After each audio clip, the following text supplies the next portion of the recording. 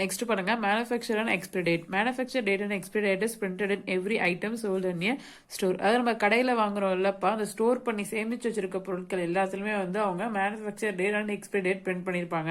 Manufacture date அப்படின்னா நம்ம வாங்குறோம்லப்பா கடையில இருந்து ஒரு பொருள், அந்த ஐட்டம் வந்து எப்போ வந்து உருவாக்குனாங்களோ அந்த டேட் கொடுத்துருப்பாங்க. அதான் வந்து மேனுஃபேக்சர் டேட். எக்ஸ்பிரி டேட் அப்படின்னா வந்து குறிப்பிட்ட நாள் தான் அதை யூஸ் பண்ணணும், அதாவது இந்த நாள் வரைக்கும் தான் யூஸ் பண்ணணும் அப்படின்னு சொல்லிட்டு ஒரு டேட் கொடுத்துருப்பாங்க. அந்த டேட் வரைக்கும் தான் அந்த பொருளை வந்து நம்ம யூஸ் பண்ணணும். ஓகேங்களா, அதான் வந்து manufacture and expiry date. Completely avoid using the items with expiry date. அதாவது அந்த பொருள் அந்த வாங்கணும்லப்பா அந்த பொருளை வந்து எக்ஸ்பிரி டேட் போட்டிருப்பாங்க. அதாவது வந்து இந்த நாள் வரைக்கும் தான் நீங்க யூஸ் பண்ணணும்னு சொல்லிட்டு போட்டிருப்பாங்க. அந்த நாளை தாண்டிடுச்சுன்னா அது வந்து எக்ஸ்பயர் ஆயிடுச்சு, அது வந்து காலாவதி ஆயிடுச்சு, அந்த பொருள் வந்து நம்ம யூஸ் பண்ண கூடாது. It is very bad for health to use those item. இந்த எக்ஸ்பைரியான ஐட்டம் வந்து சாப்பிட்றது நம்ம உடம்புக்கு வந்து ரொம்ப கெட்டது. ஓகேங்களா, இப்போ ஒரு லேஸ் பாக்கெட் நீங்க வாங்குறீங்க, அதுல போய் நீங்க பாக்குறீங்க எக்ஸ்பைரி டேட் முடிஞ்சு போச்சு அப்படின்னா நீங்க அதை சாப்பிடக்கூடாது. அப்படி சாப்பிட்டீங்கன்னா உங்க உடம்புல வந்து தேவையில்லாத வேற ஏதாவது எஃபெக்ட் ஏற்படுத்திடும். ஓகேங்களா, அதனால எப்பயுமே நீங்க எந்த ஒரு பொருள் வாங்கினாலும் அதுக்கு வந்து எக்ஸ்பைரி டேட் பார்க்கணும். Manufacture date and expiry date பார்த்து எக்ஸ்பைரி டேட் முடிஞ்சிச்சு அப்படின்னா அதை யூஸ் பண்ணக்கூடாது, கடையில போய் நீங்க மாத்திரணும். இங்க எக்ஸாம்பிள் கொடுத்துருக்காங்க பாருங்க, ஒரு மெடிசன் கொடுத்துருக்காங்க, அதுக்கு மேனுஃபேக்சர் டேட் எப்போ 9/7/2015, எக்ஸ்பைரி டேட் எவ்வளோ 8/7/2018. ஓகேங்களா, 3 வருஷம் இதை யூஸ் பண்ணலாம். மேனுஃபேக்சர் டேட் எழுதிருக்காங்க, எக்ஸ்பைரி டேட் எழுதிருக்காங்க. அடுத்து பாருங்க ஒரு சோப் பார் கொடுத்துருக்காங்க, அதுக்கு மேனுஃபேக்சர் டேட் கொடுத்துருக்காங்க, எக்ஸ்பைரி டேட் கொடுத்துருக்காங்க. ஓகேங்களா, அடுத்து ஒரு ஹனிக்கு வந்து மேனுஃபேக்சர் டேட் கொடுத்துருக்காங்க, எக்ஸ்பைரி டேட் கொடுத்துருக்காங்க. ஓகேங்களா, இதே மாதிரி நீங்களும் எந்த ப்ராடக்ட் வாங்கும் போதும் அதுக்கு மேனுஃபேக்சர் அண்ட் எக்ஸ்பைரி டேட்டை செக் பண்ணி தான் வாங்கணும். அடுத்து பாருங்க practice. Write the manufacture date and expiry date of the following items. அது இங்க சம் ஐட்டம்ஸ் கொடுத்துருக்காங்க, அந்த ஐட்டம்ஸோட மேனுஃபேக்சர் டேட்டையும் எக்ஸ்பைரி டேட்டையும் நம்ம எழுதணும். ஓகேங்களா, இங்க serial number, items, manufacture month or date. அங்க கொடுத்துருக்கிறதுல மேனுஃபேக்சர் மந்த் கொடுத்திருந்தா அதை எழுதணும், இல்லை டேட் கொடுத்திருந்தா எழுதணும். ரெண்டுமே கொடுத்திருந்தாலும் எழுதிக்கலாம். Expiry month or date same அதே மாதிரி தான். பாருங்க ஏதோ பிஸ்கட் மாதிரி ஏதோ கொடுத்துருக்காங்க, இதுல பாருங்க மேனுஃபேக்சர் டேட் பாருங்க இங்க இருக்கு, அவங்க எல்லாமே கொடுத்துட்டாங்க, டேட்டு மந்த் இயர் எல்லாமே. 17/2/2019 கொடுத்துருக்காங்க. அதாவது February 17, 2019 வந்து இந்த பொருளை வந்து உருவாக்கியிருக்காங்க, மேனுஃபேக்சர் பண்ணியிருக்காங்க.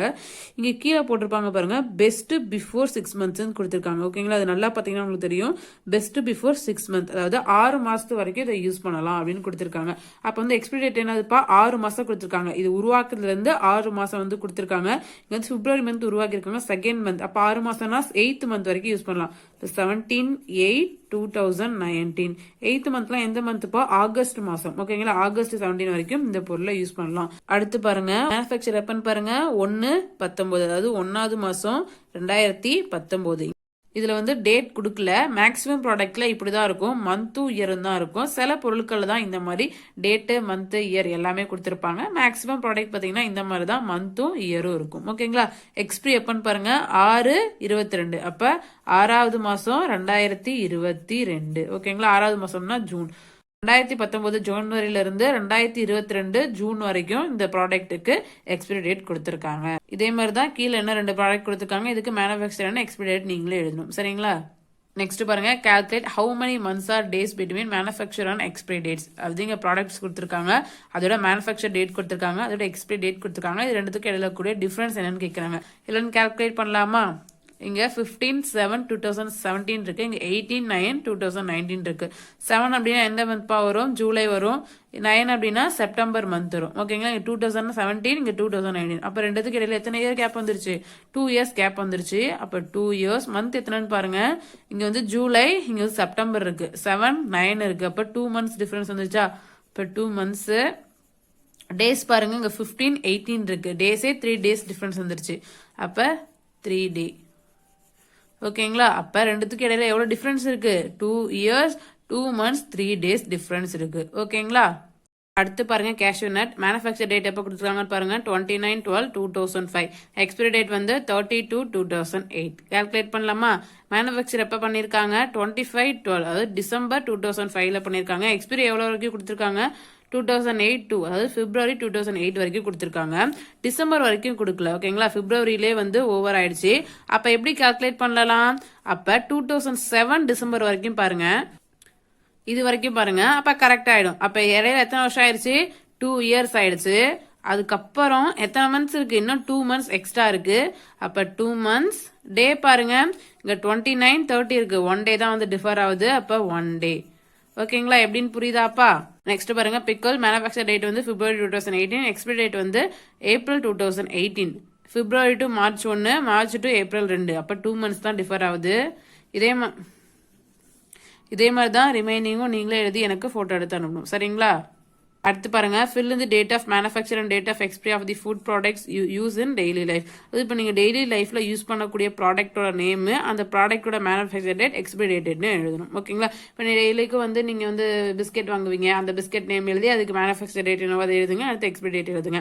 அப்புறம் ஏதாவது சாக்லேட் வாங்கலாம், அந்த சாக்லேட்டோட நேம் எழுதிட்டு அதோட டேட்டு எக்ஸ்பிரி டேட் எழுதணும். ஓகேங்களா? இது மாதிரி எழுதணும்.